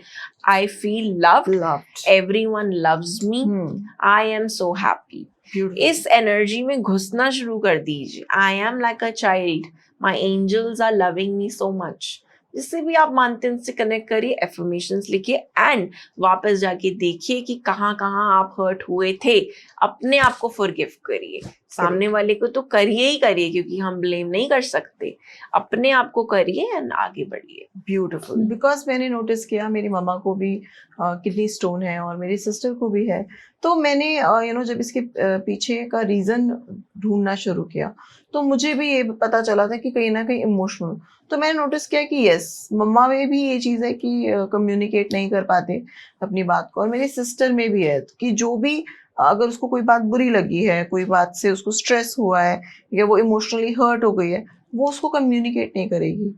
एंड कैन यू बिलीव, जब मैंने उसको ये चीज़ बताई थी कि this is because of emotions, वो जब उसने कम्युनिकेट करना स्टार्ट किया ना, तो उसके किडनी स्टोन्स जो क्रिएट हो रहे थे बड़े बड़े नए नए, वो तो स्टॉप हो चुके थे और पुराने तो डिस्ट्रॉय हो ही रहे थे, और उससे बहुत मेजर चेंज आया। सो गाइस, जिसको भी किडनी स्टोन्स है, प्लीज स्टार्ट कम्युनिकेटिंग, और बहुत जरूरी है। और सप्रेस करना बंद कर दीजिए। बिल्कुल, सप्रेस करना तो बिल्कुल आपको बंद करना ही चाहिए। आपकी बातों में मेरे को बहुत अच्छा क्वेश्चन दिमाग में आया।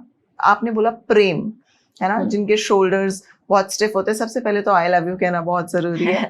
तो प्रेम खुद से भी करना कितना इम्पोर्टेंट है, जिसमें आजकल एक बहुत इम्पोर्टेंट अच्छा फैशनेबल वर्ड चला है, सेल्फ लव। आपके हिसाब से सेल्फ लव एग्जैक्टली क्या होता है, और इसकी वजह से हमारी लाइफ में, है ना, हेल्थ में, मेंटल हेल्थ में, फिजिकल हेल्थ में, इमोशनल हेल्थ में क्या क्या चेंजेस आ सकते हैं? सो हम इतने सारी प्रेम की बातें कर रहे हैं, लेकिन ये है क्या, है ना। So according to me, self love is जहां पर हम अपनी कदर करना शुरू करते हैं, है ना, जहां पर हम अपनी केयर करना शुरू कर दे, जहां पर हम ये बोल दे I am responsible for everything happening in my life. Okay, मैं ही हूँ वो जो सब कुछ जो हो रहा है उसके पीछे जो वजह है वो मैं ही हूँ, लेकिन मैं इसे एक्सेप्ट करती हूँ ब्यूटिफुली विथ लव। ऑल्सो जब हम सेल्फ लव प्रैक्टिस करते हैं तो हम क्या अपने आप को बताते हैं, यस वी आर रिस्पॉन्सिबल। दूसरा, केयर करनी शुरू करते हैं। सेल्फ लव केयर में क्या क्या इंक्लूड? या so love is basically the highest form of blessing जो हमें डिवाइन से मिली है। बिल्कुल, है ना, जितने भी हम क्लीनिंग प्रोसेस से निकलते हैं, हेट्रेड, जेलसी, एंगर, फ्रस्ट्रेशन, ये सब डिसअपॉइंटमेंट्स, है ना, हमारा कंप्लेन करने की आदत, निकल कर जाना कहाँ है? हमारा मेन पर्पस क्या है? To give love and to receive. Correct, है ना, आपको लव्ड फील होए, हर जगह महसूस होए कि आप ही प्रेम हो। क्या हम ऐसा कर सकते कि हमारी ऊर्जा इस तरीके की जहां पे भी हम जाएं तो लोगों को ये फील हो कि अरे ये आया, अब प्रेम की बात होगी सिर्फ, है ना? बिल्कुल, ऐसा हम सब चाहते हैं, लेकिन हर किसी को ये चीज अचीव नहीं हो पाती। तो कैसे सेल्फ लव प्रैक्टिस कर सकते हैं ना? आपने बोला सेल्फ केयर कर सकते हैं, क्या क्या चीजें प्रैक्टिस करने से सेल्फ लव का एहसास होता है? जी, सो इसको एहसास करने के लिए सबसे पहले तो हमें ये रियलाइज करना होगा कि एक्चुअल में क्या हम लव को प्रैक्टिस कर रहे हैं अपनी लाइफ में, मतलब सिर्फ ये वर्ड है या फिर हम कुछ प्रैक्टिस भी कर रहे हैं। सो बेस्ट हम मिरर टेक्निक, हम कितनी बार इस चीज को डिस्कस कर चुके हैं कि अपने आप को शीशे के सामने खड़ा करिए और देखिए, अपनी आंखों में देखिए और पूछिए क्या मैं खुश हूँ, है ना? तो जब आप अपने आप को देखते हैं, अपनी आंखों में देखते हैं, तो बहुत लोगों को हैप्पी भी फील होता है, बहुत लोग रोने भी लगते हैं, क्योंकि उनको उस मोमेंट, वो मे बी कुछ सेकंड्स का ही हो, ये रियलाइज होता है कि हमने अपने आप को कितना हर्ट किया, बिल्कुल, जस्ट बिकॉज हमें 4 लोग खुश करने थे, है ना, जो कभी खुश नहीं हो पाते। सो पहला मंत्र तो ये है that you can never make everyone happy around you. Make yourself happy first. Correct. आप अपने हाथ में सारी पावर रखें कि आप अपने आप को कैसे खुश कर सकते हैं। तो ये मिरर मेथड बहुत अच्छा है। खड़े होइए, शीशे को देखिए एंड डेली 10 मिनट्स तो निकालिए और बोलिए अपनी आंखों में देख के, I am so powerful, I am a beautiful soul.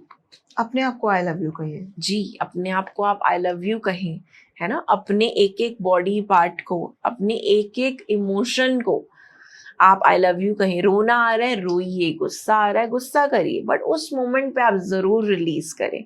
वो एहसास दिलाता है कि ओके, इसको तो प्रेम ही चाहिए था, बॉडी को भी, and beyond this physical body, इसको भी प्रेम ही चाहिए, राइट? सो ये हम एहसास करें, डेली एक्टिविटी में करें और अफर्मेशंस भी करें साथ में। सेकेंडली, जो जो चीजें आपको पसंद है, जो बचपन में आपको पसंद थी चीजें, ड्राइंग, स्केटिंग, खेलना, सिंगिंग, डांसिंग, जो भी आपकी हॉबीज थी छोटी छोटी, राइट, उसको आप डेली बेसिस पे प्रैक्टिस करना शुरू कर दीजिए। अब लोग कहते हैं टाइम नहीं है, बिल्कुल ठीक है, टाइम तो वही है और टाइम कहीं भाग भी नहीं रहा, आप भाग रहे हो। सो जब तक आप अपने साथ बैठना शुरू नहीं करोगे, आप प्रेम को कभी एहसास कर ही नहीं सकते कि एक्चुअल में प्रेम है क्या। और ये बात मैं हमेशा बोलती हूँ, बहुत लोग कहते हैं कि हम नहीं बैठ सकते, हमें अकेले बैठने से डर लगता है, या फिर हमें ना कोई चाहिए, खाली बैठने से डर लगता है, खाली से भी डर लगता है। और लोग ये भी कहते हैं हमें कोई साथ में चाहिए, मैं अकेले नहीं बैठ पाऊंगी या बैठ पाऊंगा। सो मैं इन लोगों से ये पूछना चाहती हूँ कि आप इतने भी अच्छे इंसान नहीं है कि खुद के साथ थोड़ा टाइम स्पेंड कर लें, है ना, कि आप खुद को ही अच्छा नहीं मानते, मतलब आपकी खुद की कंपनी आपके साथ अच्छी ही नहीं है। बिल्कुल। सो ये डेली हर एक व्यक्ति को प्रैक्टिस करना चाहिए कि 10 to 20 मिनट्स खुद के साथ वो बैठे, किसी को सामने ना रखे वो, है ना, और तब वो अपने आप से बात करे कि क्या जो मुझे चीजें पसंद है उसका मैं 1% भी पूरे दिन में कर रही हूँ। बिल्कुल। ज्यादातर ये हाउसवाइफ्स जो हैं हमारी, जो बहुत बहुत सारा ओह, प्रेम के साथ काम करती हैं, लेकिन कोई रिवॉर्ड नहीं मिलता उनको कभी भी, है ना, क्योंकि सबके अकॉर्डिंग वो तो नॉर्मल बात है, बट एक्चुअली वो सबसे हाईली पेड होनी चाहिए, बिल्कुल, क्योंकि 24 आवर्स। एग्जैक्टली और किस चीज में उनकी पेमेंट होनी चाहिए, क्या रिवॉर्ड होना चाहिए, लव, लव, है ना, अप्रिसिएशन। एप्रिसिएशन की वाओ, अगर आपकी वाइफ ने खाना बनाया आपको नहीं भी अच्छा लगे तो एक बार कह दीजिए वाह क्या टेस्टी स्वादिष्ट खाना बनाया है ना। और वो अगर वो मोटी भी हो रही है या बहुत पतली भी हो रही है तो आप उसकी तारीफ कर दीजिए कि आप कितनी सुंदर लग रही है, आंखों की तारीफ कर दो, बालों की तारीफ कर, कुछ भी कर सकते हैं, वाइफ्स को भी करना चाहिए ये। बिल्कुल, मतलब उसका जो पार्टनर पूरे फैमिली के लिए इतना कुछ कर रहा है, सो उसको अप्रिशिएट करना आना चाहिए। ये नहीं कि बस गेट खोल के खड़ी हो जाए क्वेश्चंस के साथ। सबसे ज्यादा रिलेशनशिप में प्रॉब्लम ही ये आती है। अभी हम रिलेशनशिप की क्यों बात कर रहे हैं, क्योंकि जो आजकल हम देख रहे हैं इतने रिलेशनशिप इश्यूज हैं, डिवोर्स रेट बढ़ता जा रहा है, क्यों?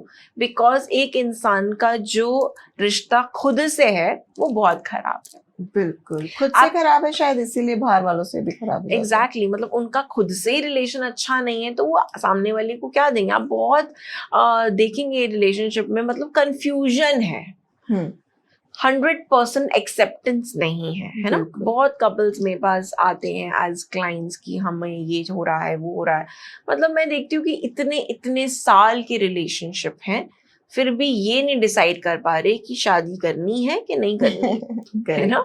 तो 8-8 9-9 10-10 साल हो गए फिर भी कंफ्यूज्ड हैं। तो प्रॉब्लम कहीं ना कहीं कोई एक पार्टनर में जरूर निकल के आएगी कि कोई इसका चाइल्डहुड ट्रॉमा है या इसको कोई मेंटल इमोशनल इशू है जो ये रिलीज नहीं कर पा रहा, जो ये एक्सेप्ट करने को तैयार ही नहीं है अपनी लाइफ में कि मेरी लाइफ में कोई पार्टनर आ जाए और मैं अपनी लाइफ शेयर करूं। क्यों? क्योंकि खुद के साथ रिश्ता अच्छा नहीं है। सो ऐसी सिचुएशंस में हमेशा हमें उसको डिस्कनेक्ट ही कर देना चाहिए। श्री श्री रविशंकर की एक बहुत सुंदर मुझे बात लगी, वो कहते हैं कि कोई भी लाइफ में प्रॉब्लम है तो उसका सोल्यूशन अगर आपको फाइंड आउट करना है तो अपने आप से ये क्वेश्चन करो। फॉर एग्जाम्पल कोई प्रॉब्लम है, क्वेश्चन ये बनता है कि कैन आई एक्सेप्ट दिस और can I change the situation. Okay, है ना। तो लाइफ में कोई भी प्रॉब्लम हो, ये मैंने अपनी पर्सनल लाइफ में भी लगा कर देखा, कुछ भी हो आप अपने आप से ही पूछो एक्सेप्ट और चेंज। ओके, आपको आंसर मिल जाएगा। क्योंकि हम एक्सेप्ट कर सकते होंगे तो कर लेंगे जी, और चेंज कर सकते होंगे तो चेंज कर लेंगे। बिल्कुल। बट ये जो चेंज का प्रॉब्लम आ गया है ये हस्बैंड वाइफ में, ये थोड़ा सा प्रॉब्लम है, क्योंकि जब बच्चे चेंज नहीं किया जा सकता बिल्कुल, ये सबकी अपब्रिंगिंग है और मतलब पर्सनल सबके इमोशनल इश्यूज हैं कि कुछ सिचुएशंस में डेफिनेटली लोगों को वॉकआउट कर देना चाहिए। एंड जहां पर एक्सेप्ट करा जा सकता है कर देना चाहिए, एक्सेप्ट भी, है ना। बट ये जो प्रॉब्लम है एक्सेप्टेंस एंड चेंज का, हमें जबरदस्ती अप्लाई नहीं करना कि नहीं नहीं हम तो कुछ एक्सेप्ट कर ही नहीं सकते, चेंज करो और भागो। कि रन अवे सिचुएशन आपकी लाइफ में कभी भी वर्क नहीं करेगी, आपको हमेशा फेस करनी है प्रॉब्लम, है ना। सो हम सेल्फ लव की बात कर रहे थे कि सारे रिलेशनशिप इश्यूज का मेन रीजन भी यही है क्योंकि सेल्फ लव नहीं है। सो इससे हम प्रैक्टिस करें मिरर मेथड, एफर्मेशंस, और जो हमारी हॉबीज हैं जिसको हम भूल चुके हैं, डेली हाफ एन आवर या फिर 1 आवर उसको प्रैक्टिस करें। तो उससे क्या होता है, हमारी क्रिएटिव एनर्जी जो है वो निकल के आती है and then we can be free कि ओके अब हम सोच सकते हैं। दूसरा, सेल्फ लव ना होने की वजह से ओवर थिंकिंग एंड स्ट्रेस का भी प्रॉब्लम बहुत ज्यादा बढ़ रहा है ना। So basically you mean to say everything is interconnected. या सेल्फ लव है तो हेल्थ अच्छी रहेगी, है ना, रिलेशनशिप अच्छे रहेंगे, सब कुछ आपस में इंटरकनेक्टेड है, पैसा भी अच्छा आएगा, रिश्ते भी अच्छे रहेंगे और हेल्थ भी बनी रहेगी, सब सारी चीजें आपस में इंटरकनेक्टेड है। और ऐसा करने से मुझे लगता है मैनिफेस्टेशंस बहुत जल्दी पूरे होते हैं। एग्जैक्टली। सो मेरा नेक्स्ट क्वेश्चन आपसे ये रहेगा कि कैसे फूड वाटर हमारे लाइफ में बहुत सारी चीज़ों को सॉल्व करता है, हमारी हेल्थ डिजीज को सॉल्व करता है। तो सबसे पहला क्वेश्चन तो बहुत कंट्रोवर्शियल हो सकता है कि वेजिटेरियन होना और नॉन वेजिटेरियन होना, you know what you prefer firstly. वैसे तो सब लोग जान ही जाएंगे आप वेजिटेरियन होंगे, लेकिन दूसरी चीज हमारी लाइफ में बैड हेल्थ या डिजीजेस को फूड कैसे, यू नो, वेजिटेरियन और नॉन वेजिटेरियन होना कैसे डिफर करता है? या सो फूड तो हमारा मेजर सोर्स ऑफ एनर्जी है एंड 70% तो वी आर वाटर, Correct. बचपन से पढ़ रहे हैं। So water is very important. Now food का मतलब वो नहीं जिससे हमें स्वाद मिले, वो जो बॉडी के लिए रिक्वायर्ड है, बिल्कुल है ना। अब यहाँ पे हम वेजिटेरियन नॉन वेजिटेरियन का जो टॉपिक है ये तो बहुत डिबेट का है, लेकिन क्योंकि हम इतने समय से संतों द्वारा और हमारे स्क्रिप्चर्स में भी लिखा है कि एक सात्विक भोजन जो है वो हमारे मन को भी बैलेंस करता है, राइट। Okay. जैसा अन्न वैसा मन, ये तो हम पढ़ते ही आ रहे हैं। तो आयुर्वेद भी यही कहता है कि राइट टाइप ऑफ फूड हमारे मूड एंड इमोशंस को बहुत बैलेंस करता है ना। करेक्ट। जो हमारे डिफरेंट तत्वास है और उस एलिमेंट्स के अकॉर्डिंग अगर हम लोग फूड लें, जब अग्नि तत्व हमारा बहुत हाई है मॉर्निंग के टाइम में, तो हम बिल्कुल। उसी प्रकार का भोजन ले तो ज्यादा अच्छा है। एंड जब हम Correct. सोने जाते हैं तो जब हमारा ये अग्नि तत्व हाई होता है, उस समय पे हमें किस तरीके का भोजन लेना चाहिए और वो हमारी डाइजेस्टिव ट्रैक को कैसे हेल्प करता है, कैसे हमें डाइजेशन में हेल्प करता है, right. So diet is a very important topic, हम क्या खा रहे हैं। अब हम बात करते हैं कि जिस तरीके का हम अन्न लेते हैं उससे हमारे इमोशंस पे क्या इम्पैक्ट पड़ता है। सो कहा जाता है जब हम एक सात्विक डाइट फॉलो कर रहे हैं तो हमारे अंदर वो एंगर का जो लेवल है वो धीरे धीरे धीरे कम होता रहता है, राइट। ओके। क्योंकि कहीं ना कहीं वो एग्रेशन लेवल नीचे आ गया उस तरीके का भोजन लेने से, जो एक वेजिटेरियन डाइट है, सात्विक है। और उसमें भी वेजिटेरियन डाइट में भी हम स्पेसिफिकली बात कर सकते हैं कि किस तरह का लेना चाहिए। हर एक vegetarian diet is also not good. Okay. हम जब डिवोशन में आते हैं तो हम काफ़ी तरीके की चीज़ों का त्याग करते हैं, क्योंकि हम एक सेट ऑफ रूल्स को फॉलो कर रहे हैं टू अटेन समथिंग। अब हम यहाँ पे आपने मैनिफेस्टेशन की भी बात करी, डिपेंड करता है कि हमारा गोल क्या है, ठीक है। मेन तो यही है कि क्या हम सिर्फ अपने मटेरियल गोल्स पे वर्क कर रहे हैं या स्पिरिचुअल गोल्स पे। 100% अगर हम स्पिरिचुअल गोल्स पे वर्क कर रहे हैं तो डाइट का तो हमारा मेन रोल होगा ही, है ना। क्योंकि कुछ हम ऐसी योगिक क्रियाज, आसन्स और साधना कर रहे हैं जहाँ पे कुछ प्रकार की चीजें नहीं यूज हो सकती या फिर हो सकती हैं, तो उसी को हमें फॉलो करना होगा। वो नियम जो है वो हमें फॉलो करना होगा। बट इसके साथ साथ मैं ये भी कहूँगी कि ऐसा नहीं है कि जितने भी योगीज और स्पिरिचुअल मास्टर्स रहे हैं वो 100% वेजिटेरियन थे, ऐसा बिल्कुल नहीं है। तो वही बात है कि उनको पाने के लिए कहीं कोई रूल लिखा नहीं गया है, क्योंकि मैं अपनी समझ में ये मानती हूँ कि वो उसी को मिलता है जो सरल है अपने भाव में, है ना। हो सकता है किसी ने बहुत पूजा पाठ, नियम, रूल्स, रेगुलेशंस इतने भर भर के किए, फिर भी उसको वो मिल नहीं पाया। कई जन्म से भटक रहा हूँ पर कभी तुझे मिल नहीं पाया, राइट। पर मन में उसके यही आता है कि यार मैंने तो हर एक नियम किया, मैंने तो हर एक तरीके से आपने जो रूल्स बताए थे मेरे जिस भी द्वारा मेरे पास रूल्स आए थे मैंने उसको प्रैक्टिस किया, फिर भी मैंने तुझे नहीं पाया, है ना।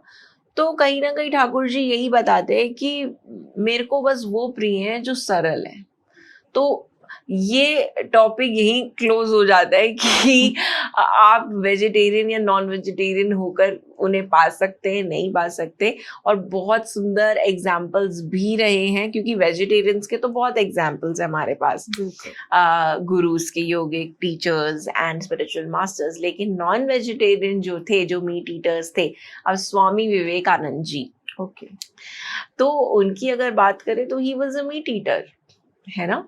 लेकिन और वो इंडियंस को ये भी कहते थे कि यार तुम मीट खाओ, तुम्हें स्ट्रेंथ मिलेगी। ओके, बट वो ये कि सबकी अपनी अपनी पर्सनल चॉइस है। एंड और स्वामी विवेकानंद जी के जो गुरु हैं श्री रामकृष्ण परमहंस, तो वो भी स्ट्रिक्टली वेजिटेरियन नहीं थे। He used to love fish, वो एक बंगाली थे एंड वो खाते थे, बट वो भी स्पिरिचुअली काफी अच्छी एलिवेटेड पोजीशन पे थे। एंड शिरडी के हमारे साईं बाबा जो प्रसाद में ही अपने भक्तों को मीट एंड राइस और ये सब मिक्स करके देते थे। सो बड़ा ये कॉन्ट्रडिक्शन, बड़ा ही कंट्रोवर्शियल टॉपिक है ये। बिल्कुल, बड़ा ही ये ऐसा कंट्रोवर्सी क्रिएट करने का है कि आप उनको डिवाइन सुप्रीम लॉर्ड को कौन से खाने से पा सकते हैं। मुझे नहीं लगता, क्योंकि मुझे यही लगता है आपका जो भाव है, जो सरलता आपके अंदर है, वो अगर उससे आप उनको रिझा सकते हो तो उससे ऊपर कुछ है नहीं। बट यस, अपनी हेल्थ के लिए of course you should go for a सात्विक डाइट जो आपको हील करने में हेल्प करे। बट अगेन ये सिचुएशन एंड सर्कमस्टेंस पे भी डिपेंड करता है, एंड आप कैसी वेदर कंडीशंस में रहते हैं। Beautiful, right. सो दोनों ही अपनी जगह सही है, हम किसी को गलत नहीं कह सकते। Very nice, very nice. Food के साथ साथ हमने बात करी थी वाटर की। मैंने एक बहुत अच्छी थ्योरी सुनी थी, एक बहुत अच्छा साइंटिस्ट था और उसने क्या प्रैक्टिस किया था कि जैसे 3 जार बनाए, ठीक है, तीनों में पानी डाला, एक को बहुत प्यार से रोज बोलता था I love you, I love you, ठीक है, दूसरे को बोलता था आई हेट यू, और तीसरे को वो इग्नोर कर देता था। उसके बाद जब उसने उस वाटर को फ्रीज किया तो उसने उसके कंपोनेंट्स चेक किए लेंस में, और वो कंपोनेंट्स जहाँ पे आई लव यू बोला गया था, वो कंपोनेंट्स लिटरली हार्ट क्रिएट कर रहे थे। बहुत सुंदर कंपोनेंट्स क्रिएट हुए थे वाटर के। जिसको आई हेट यू बोला गया था उसमें बहुत ही गंदे मतलब जिसे कहते हैं चित्र, बड़े गंदे इमेजेस क्रिएट हुए थे कंपोनेंट्स में। और आई इग्नोर यू में बहुत ज्यादा कुछ खास नहीं था।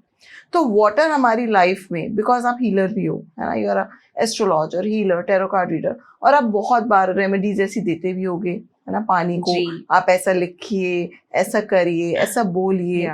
तो पानी हमारी लाइफ में एज अ मैनिफेस्टर क्या एड ऑन करता है और क्या मैजिक्स क्रिएट कर सकता है? सी, जैसे हमने बताया, आपने ये जो बात डिस्कस करी, बहुत सारे लोगों ने इस पे ये टेस्ट किया है एंड बहुत वंडरफुली ये वर्कआउट भी करता है। बिल्कुल। और डेली लाइफ में भी हम इसको एक्सपीरियंस कर सकते हैं। ग्रेट। सो मैनिफेस्टेशन के लिए वाटर एक एक्सेलेंट थेरेपी है, और हम उसे मैजिक ही कहते हैं, क्योंकि जो आप कमांड वाटर को देते हो वो रिसीव करता है। Wow, right. एंड देखा होगा कि एस्ट्रोलॉजर्स एंड जो हमारी फील्ड के जितने लोग हैं, हम लोग क्रिस्टल्स बहुत लोगों को सजेस्ट करते हैं। बिल्कुल, है ना, क्योंकि जैसे हमारा शरीर 70% पूरा जल तत्व है, क्रिस्टल्स भी है, वो भी प्रकृति से आया है, तो उसमें भी वाटर का एलिमेंट बहुत ज्यादा हाई होता है। तो क्यों होता है कि जब हम कोई प्रकार का क्रिस्टल वेयर करते हैं तो हमारा वो काम हो जाता है, राइट? बिकॉज उसकी वाटर एनर्जी बहुत हाई है, हमने उसे कमांड दिया। फॉर एग्जाम्पल, हम एक सिट्रीन क्रिस्टल वेयर कर रहे हैं for abundance and attraction of wealth. हमने कमांड दिया और माइंड को सबकॉन्शियसली पता है सिट्रीन पहनने से मैं पैसा अट्रैक्ट कर सकती हूँ, तो मैंने पहना। और काम किसने किया? उसका जो जल तत्व है ना, उसने उस पर वर्क करा। सो इसी तरीके से वाटर हम डेली लाइफ में यूज कर सकते हैं मैनिफेस्टेशन के लिए भी, और healing health issues as well. So अगर घर में कोई भी डिजीज, कोई बहुत पुरानी बीमारी से गुजर रहा है, या फिर कोई ऐसी सिचुएशन है जहाँ पे पर्सन वेंटिलेटर पे है या बहुत क्रिटिकल सिचुएशन है, तो आप क्या करें, एक ही मंत्र है, कुंजिता पादम शरणम। ओके। कुंचिता पादम शरणम, आप इसे चैंट करें, पर कैसे, एक ग्लास ऑफ वाटर सामने रखिए और कोशिश करिए कि वो एक कॉपर का ग्लास हो या फिर सिल्वर का ग्लास हो, है ना, उसको आप सामने रखिए और उसको आप एनर्जी दीजिए और चैंटिंग करिए विथ फुल बिलीफ कि मैं ये जिसको भी पानी दूंगी उसकी सारी बीमारियां खत्म हो जाएंगी। सो हमने चैंटिंग करी because this chant is itself very powerful. कोई भी डिजीज हो तो आप ये चैंट करिए और वो पानी उस पर्सन को पिलाइए, विद इन 24 आवर्स आप इसका रिजल्ट देखोगे। तो ऐसे ही अगर डेली लाइफ में आपको छोटी छोटी चीजें, अपनी मटेरियल गोल्स भी मैनिफेस्ट करने हैं तो आप वाटर को चार्ज कर सकते हैं। उस पे आप एक कांच की बॉटल या फिर कांच का ग्लास लेकर व्हाइट पेपर पे ग्रीन पेन से या ब्लू पेन से आप लिख दीजिए अपनी विश या डिजायर। फॉर एग्जाम्पल किसी को स्किन के लिए कोई डिजायर है, आई want to have a glowing skin, so उसको लिखना क्या है, I have a very beautiful and glowy skin, thank you, है ना। वो स्टिकर बनाकर हम ग्लास पे पेस्ट कर दें, डेली उससे पीते रहिए, आपको ग्लोइंग स्किन मिलेगी। सीरियसली मैं तुम्हें बता रही हूँ, मैंने ये खुद ट्राई किया है। वाटर टेक्निक सीरियसली बहुत अच्छा। हम दोनों एक दूसरे को बहुत सालों से जानते हैं। मैं लिटरली गाइस आपको बता रही हूँ, बहुत एक्ने थे, छोटे छोटे स्पॉट्स, छोटे छोटे एक्नीज, है ना, बहुत जल्दी जल्दी हो जाते थे। एक्ने प्रोन स्किन बोलती थी मैं इसको। बट जब मुझे ये वाटर थेरेपी के बारे में पता लगा, आपने इसको एस्ट्रोलॉजिकली, है ना, स्पिरिचुअली बताया कि हम कौन सा मंत्र पढ़ सकते हैं।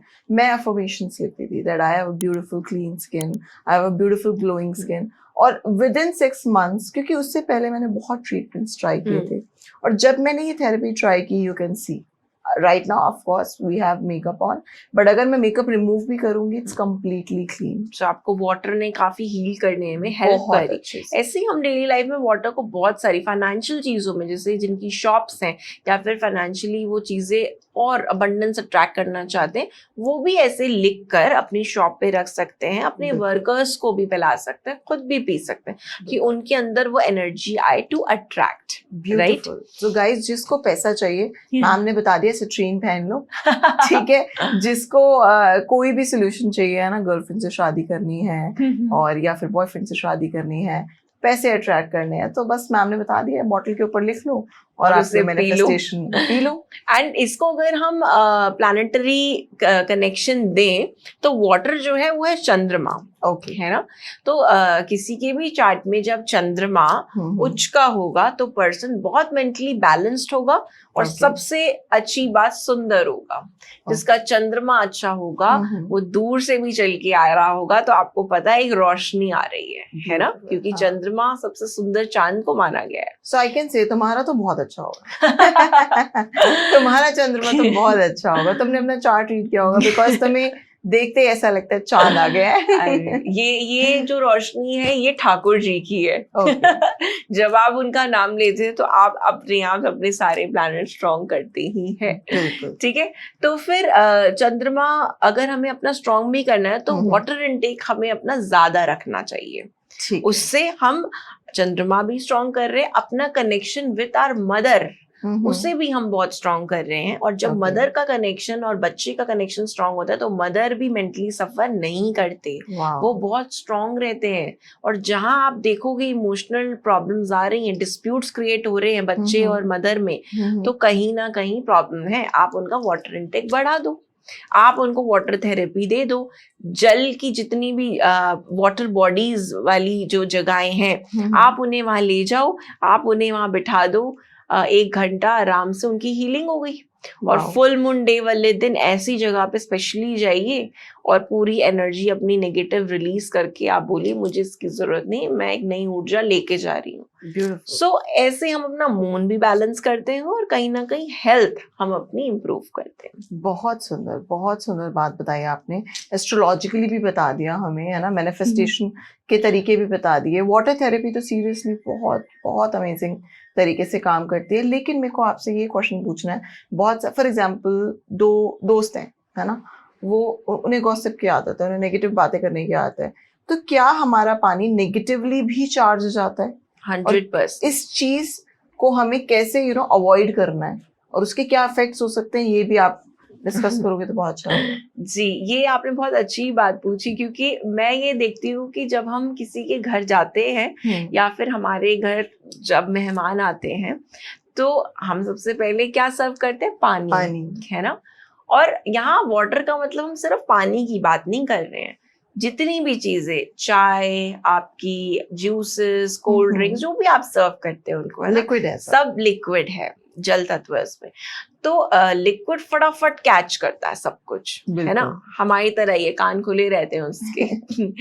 तो जब भी आप ऐसी चीज सर्व कर रहे हो एंड हम 4 लेडीज बैठी हैं, बीच में वो खाना रखा है, स्पेशली इन किटी पार्टी, हाँ किटी पार्टीज में, और वो सब कुछ सेंटर में रखा है, एंड हमें लगता है हमारे अलावा और कौन सुन रहा होगा, वो तो एनर्जी, ऊर्जा है, हर जगह ट्रांसफर होगी।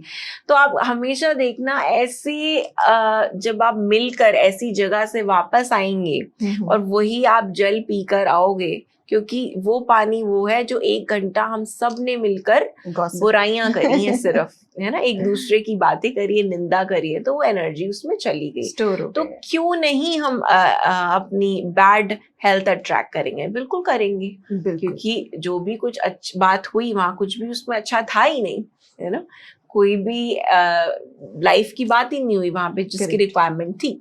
सो हमें क्या करना चाहिए, जहां भी मौका मिले पहले तो ऐसी सिचुएशंस अवॉइड करें, जहाँ निंदा हो रही हो वहां हाथ जोड़ ले, है ना, कि हमें नहीं पता, जो जैसा है ठाकुर जी की कृपा है, उनकी ही सब कुछ है, रोशनी भी उन्हीं की, सारी नेगेटिव एलिमेंट्स भी हैं, तो हम उसे एक्सेप्ट नहीं करना, मतलब अपने आगे एक बैरियर बनाइए। दूसरा, अगर आप मजबूरी से वहां पे बैठे रह जाते हैं और अपने घर वापस आते हैं, तो कभी भी उस पानी को मत पीजिए जहाँ पे ये चर्चा चली है ना, किसी भी तरीके की नेगेटिव डिस्कशंस हुई, वो पानी आप ना लीजिए तो ज्यादा अच्छा है। अदरवाइज आप उसे ग्रहण करेंगे एंड घर जाके हेडेक और फीवर, कोल्ड, स्टमक पेन, इस सब का आप कंप्लेंट डेफिनेटली करेंगे। करेक्ट। सो हमें इसे अवॉइड करना चाहिए, और जितना हो सके अपने आप को एक पॉजिटिव ऑरा में रखिए, अपने आसपास भी, अपने घर पर भी,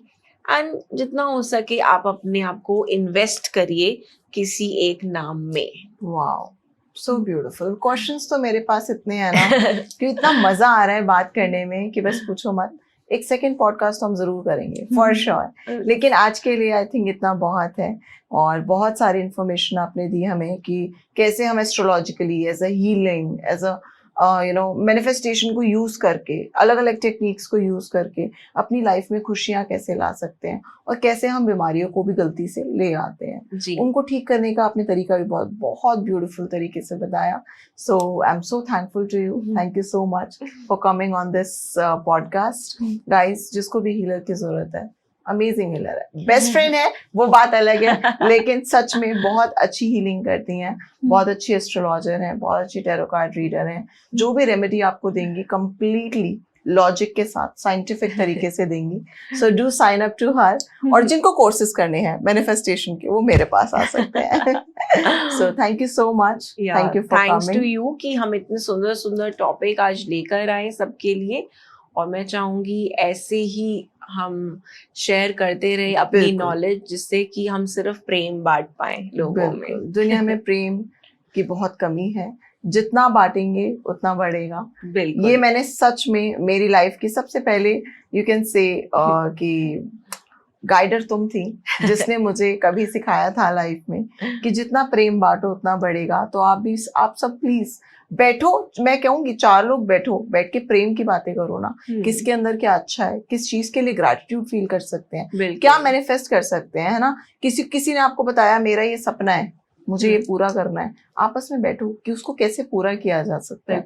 किसी को कोई प्रॉब्लम है, उसे सॉल्व करने बैठो, तो बैठो और अच्छी बातें करो, बहुत सारा प्यार बांटो। सो हमारी एलिजा मैम जो है वो astrologer, healer, tarot card reader के साथ साथ एक बहुत सुंदर सिंगर भी हैं। तो क्योंकि मैम आई हैं वृंदावन से और हम सब कृष्ण जी के बहुत बड़े फैन हैं एक्चुअली, तो I would like you to have like 2 लाइनें गा दो बहुत सुंदर सी, जो कि कृष्ण भक्तों को प्रेम में डूबने का रस आ जाए। अरे वाह, चलिए सादगी तो हमारी जरा देखिए, सादगी तो हमारी जरा देखिए, एतबार आपके नैनों पर कर लिया, सादगी तो हमारी जरा देखिए, एतबार आपके नैनों पर कर लिया, बात तो थी बस एक बार आने की, पर